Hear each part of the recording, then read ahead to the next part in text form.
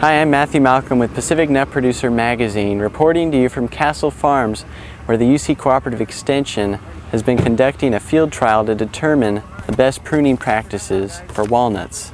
Bruce Lampinen, a UC Pomology Extension Specialist, explains some of the results they've been seeing. We have pruned and headed and unheaded walnuts, and what we found after, well, basically what the unheaded trees were planted and then grew up a central leader, were planted, headed, grew up a central leader, and since then we haven't done anything. We just singulated that leader the first year, and after that we've just cut off branches that are either in our way of access of a tractor, or if they're in if the wind bends them around through the tree and they come back up through the south. Sometimes the north wind blows very hard here.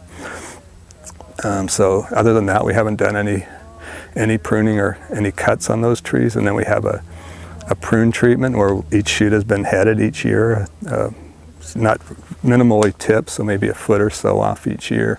And what we found now, and after we just finished the third leaf last year, and the harvest during the third year, we got twice the yield in the unheaded trees compared to the headed trees.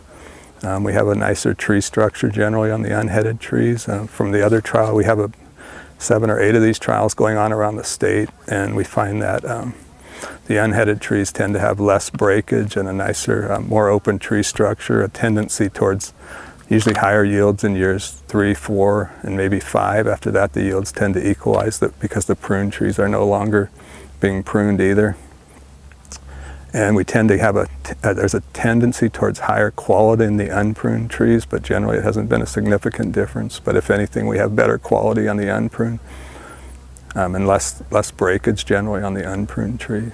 Thank you, Bruce. Gain the full report of this field trial by reading the coming issue of Pacific Nut Producer Magazine.